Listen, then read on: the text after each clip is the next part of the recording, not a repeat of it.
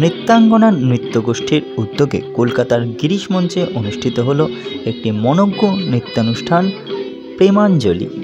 ওড়িশি নৃত্যশৈলী ফুটিয়ে তোলা হয় মঞ্চে। অনুষ্ঠানের মূল উদ্যোক্তা নৃত্যাঞ্জলির কর্ণধার মায়া ভট্টাচার্য। তিনি কি বললেন এই অনুষ্ঠান নিয়ে শুনে নেব। আমি মায়া ভট্টাচার্য। আমার নাচের স্কুল হচ্ছে নৃত্যাঙ্গনা ওড়িশি ডান্স স্কুল। এখানে বেসিক্যালি ওড়িশি শেখানো হয়। এখন ইন্ডিয়ান কন্টেম্পোরারি করা হচ্ছে।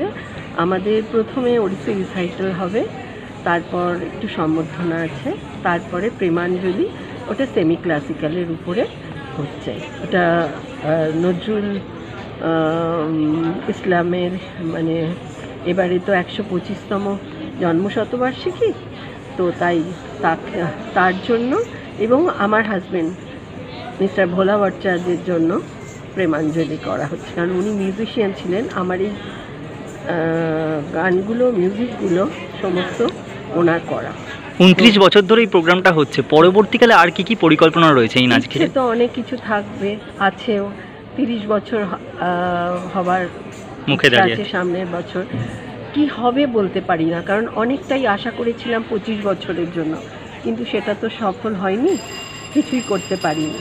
তাই আশা আছে, হলে আপনারা আসবেন, জানতে পারবেন।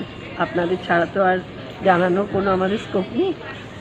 একদম শেষ একটা প্রশ্ন দর্শকদের উদ্দেশ্যে, ক্লাসিক্যাল ডান্স নিয়ে কি বলবেন? শাস্ত্রীয় নৃত্য প্রত্যেকটা বাচ্চার শেখা উচিত, এইটাই আমি বলবো। যে কোনো শাস্ত্রীয় নৃত্য করলে বডি তৈরি হয়ে যায়, যে কোনো ডান্স করা যায়, এটাই বলবো।